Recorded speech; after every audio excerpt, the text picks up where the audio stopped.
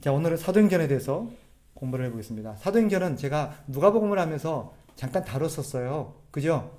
자, 누가복음과 사도행전은 원래 한 권의 책이었다. 누가복음은 전편, 그 다음에 이거는 후편. 이렇게 이해를 하시면 된다라고 말씀을 드렸어요. 그러니까 저자도 똑같고 수신자도 똑같아요. 누가 썼어요? 누가 썼어요. 그죠? 누가가 썼어요. 그럼 누구에게 썼어요? 데오빌로라는 사람에게 썼어요. 이 사람의 신분은 각하였던 걸로, 그죠? 성경에 기록되어 있습니다. 데오빌로라는 사람에게 썼다 라는 거. 자, 이 사도행전은요, 어디서부터 어디까지의 기록이냐면, 연도로 따지면 AD 30년부터 60년까지 30년간의 기록이에요.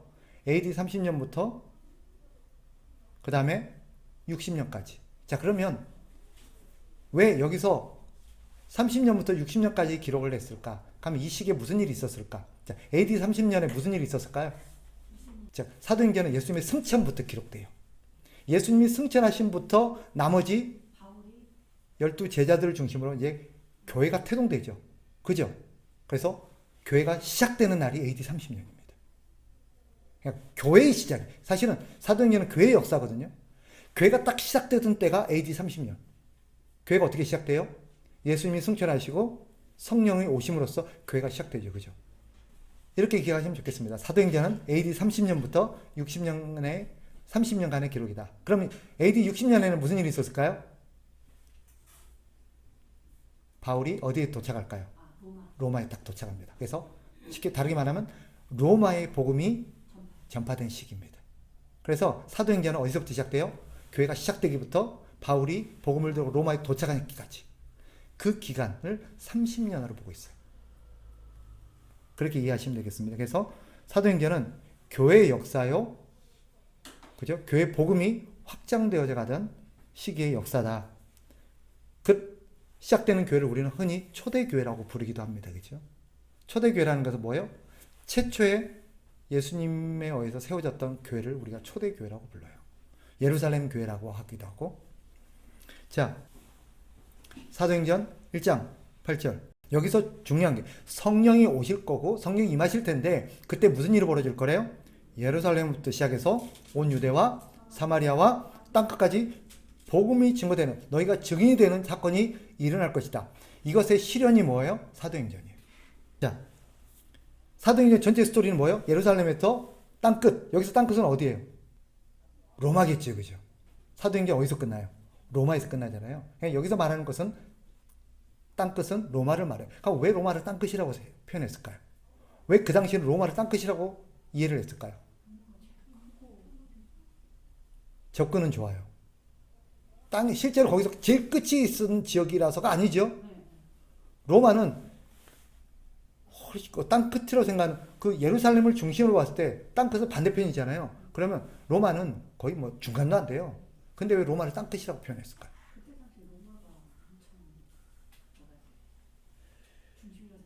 예, 그거예요.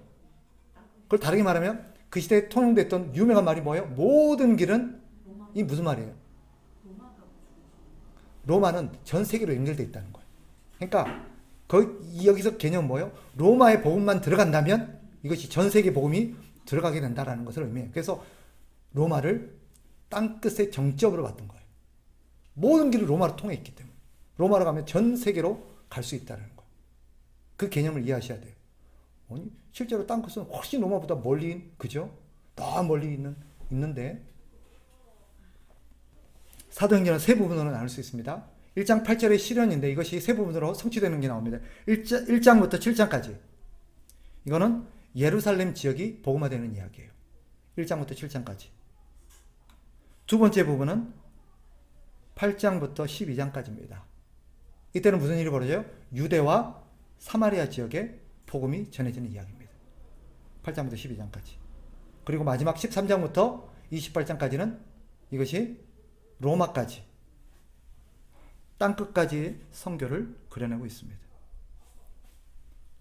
예루살렘과 유대와 사마리아와 땅끝, 그러니까 예루살렘 한 부분, 유대 사마리아 땅끝 한 부분, 그 다음에 땅끝 한 부분.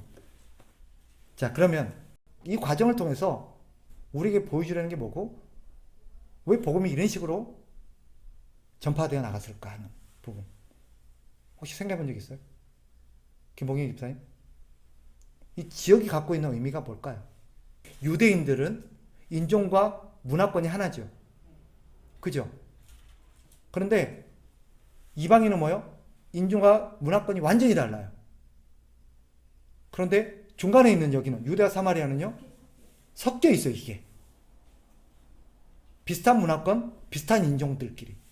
그러니까 이걸 통해서 복음이 점점 확대되어 나간다는 걸 우리에게 보여주고 있죠. 그죠? 처음부터 이방인에 이렇게 한 게 아니라 이렇게 거쳐서 복음이 확산되어져 가고 확대되어져 가는 하나의 원리를 보여주는 것 같다는 느낌 이해되시죠? 사도행전이 그려내고 있는 메시지가 그거예요. 이렇게 정리할 수 있어요. 예루살렘은 동일 문화권이라고 볼 수 있고요. 같은 민족이니까. 사마리아 이유는 이웃 문화. 같은 지역 안에 있는 다른 문화권. 그리고 세 번째는 다른 지역 다른 문화권. 이렇게. 반드시 복음이 이렇게 돼야 된다는 뜻이 아니에요. 복음의 확산을 보여주는 하나의 표현 방법입니다. 자, 그래서 이 사도행전은 그렇게 원리가 구성되어 있어요. 세 부분으로. 그래서 처음에는 예루살렘이 복음화되는 이야기고, 그 복음이 이제는 같은 지역권의 다른 문화권인 유대와 사마리아로 가게 돼요. 그러다가 나중에는 전혀 다른 문화권으로 가게 되죠. 근데 이 어간에 사건들이 있지요. 그죠? 사건들이. 자, 저를 봅시다. 예루살렘에서 유대로 넘어가게 된, 유대와 사마리아로 넘어가게 된 어떤 꼭 사건이 하나 일어나. 이 사건이 뭐예요? 스데반이 죽으면서 예루살렘 교회에 대대적인 핍박이 시작돼요. 그러면서 거기 있었던 사람들이 예루살렘을 벗어나서 어디로 가요? 유대와 사마리아로 흩어지기 시작합니다. 그러면서 복음을 전하기 시작해요. 이 사마리아의 복음을 전했던 사람이 누군지 아세요? 7 집사 중에 한 명이에요. 그렇죠. 빌립입니다. 빌립이 사마리아의 복음을 전해요. 그 빌립이 사마리아의 복음을 전한 사건들이 나오는데, 거기 보면 재밌게도 빌립이 이방인 한 사람을 만납니다. 네시 맞아요. 맞아요. 아, 진짜 똑똑해요. 우리 임 집사님. 네. 에티오피아 네시, 그죠? 를 만나서 그에게 복음을 전하고 세례를 베푸는 이야기도 나옵니다. 그러면서 거기서 이제 복음이 이방인에게 점점 가고 있다는 암시가 이제 일어나게 되죠. 그죠? 그렇게 복음이 확대됩니다. 자, 그 다음 유대와 사마리아를 넘어서 이 복음이 다시 넘어가게 된 이방인에게로 가게 되는, 즉 갈라디아와 아가야 지방, 마게도냐 지방과 로마로 이렇게 복음이 넘어가는 그 시기에 또 하나의 사건이 있어요. 베드로가 피장 시몬의 집에서 환상을 보는 사건 기억나세요? 내용 기억나요? 베드로가 지붕에서 기도하고 있었어요. 근데 딱 밥때가 돼서 배가 고파요. 근데 하나님께서 그때 무슨 환상 하나를 보여주시죠? 뭐였죠? 하늘에서 보자기가 내려와요. 바구니가 아니고요. 보자기가 내려와요. 근데 보자기 안에 온갖 짐승들이 다 들어있어요. 근데 하나님 뭐라 그래요? 먹으라 그래요. 근데 베드로가 뭐라 그래요? 제가 한 번도 부정한 걸 먹어본 적이 없다. 그러니까 하나님께서 뭐라 그러세요? 내가 깨끗하다고 하는 것을 네가 왜 부정하다고 그러느냐. 그 사건이 이후 나서 거기에 백부장, 로마의 백부장 누구죠? 고넬료가 베드로에게 사람을 보내서 고넬료가 세례를 받고 성령을 받는 사건도 나와요. 이 사건들이 계기가 되게 됩니다. 결정적인 사건은 아까 바울과 바나바에게 성령께서 임하셔서 이들을 따로 세우라는 그런 일들을 일어나게 되죠. 그러면서 복음이 이제 어디로 가요? 이방 지역으로 가게 됩니다. 이렇게 나누게 돼요. 자, 이 과정에서 복음이 이제 전해지는데, 이 복음이 전해지는 데마다 여기에는 사도행전은 뭐가 나오냐면 설교가 나옵니다. 설교. 여기에 사도행전은 총 10편의 설교가 등장해요. 여기서 총 10편의 설교가 등장하는데 이 사도행전 중에 제일 많이 설교의 내용을 갖고 있는 사람이 누굴까요? 누가 설교를 제일 많이 했을까요? 사도행전에서. 네, 정답 베드로예요. 자, 몇 번에 나오냐면 베드로의 설교가 5번이 나와요. 바울이 4번이 나오고요. 그 다음에 스데반이 1번 나옵니다. 그래서 총 10번의 설교 나와요. 설교는 아닌데 복음을 전하는 증언이라고 그러죠. 증언도 많이 나옵니다. 무려 42번의 증언이 나옵니다. 이 증언의 대부분은 바울입니다. 자, 그렇게 해서 복음이 확장되어져 가죠. 우리가 두 번째 관전 포인트는 뭐냐면, 자, 주체가 달라져요. 하나님께서 교회를 통해서 복음이 확장되어지죠. 예루살렘에서 시작했던 복음이 어디로 가요? 유대와 사마리아로 가고 다시 유대와 사마리아를 넘어서 땅끝까지 복음이 가는데 하나님이 주도적으로 쓴 2명의 인물이 나옵니다. 하나는 베드로고 하나는 바울이에요. 그런데 1장부터 즉 12장까지 예루살렘 교회와 유다, 사마리아까지는 누가 핵심이 주축이 되냐면 베드로예요. 그런데 13장부터는 바울이 주축이 됩니다. 자, 13장부터 그래서 28장까지는 이제 바울이 땅끝까지 복음을 전하는 이야기인데 이 역시 사실은 4부분으로 나뉘죠. 바울은 왜 총 4번의 선교행을 통해서 로마까지 도착하잖아요. 그죠? 첫 번째 선교행이 어디 지역이에요? 갈릴리 지역입니다. 두 번째 선교 지역이 마게도냐 아가야예요. 세 번째 선교 지역이 에베소입니다. 그리고 마지막이 로마죠. 이런 식으로 해서 4번의 선교 여행을 통해서 복음이 전해지게 됩니다. 사도행전 끝은 바울이 로마에 도착하는 것으로 끝이 납니다. 로마에 도착해서 자, 어디로 넘어가 보시냐면 28장 끝으로 가봐요.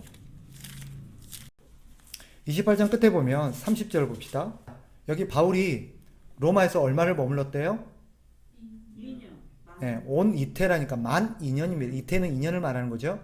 온 이태니까 만 2년을 머물렀다는 거예요. 그 다음 어디에 머물렀대요?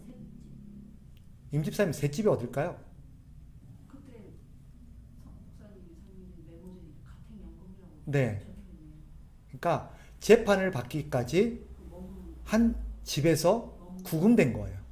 감옥은 아닌데 어떤 지정되는 한 집에서 2년을 머문 거죠. 근데 이걸 오해하는 사람은 바울이 세를 얻어서 로마에서 2년을 살았구나 이렇게 생각하는 분이 많은데 그런 뜻이 아니에요. 바울이 지금 로마에 왜 갔어요? 재판을 받으러 갔잖아요. 가이사에게 항소를 해서. 그죠? 그래서 거기 가서 이제 구금이 돼 있습니다. 2년 동안.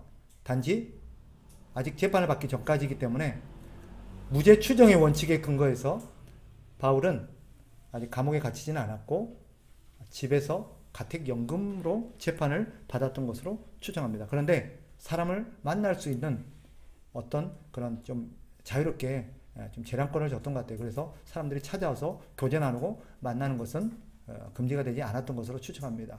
아마 바울에 대한 어떤 신뢰일 수도 있겠고 또 그렇게 이해를 해요. 어쨌거나 그렇게 복음이 로마에 도착하는 것으로 끝냅니다.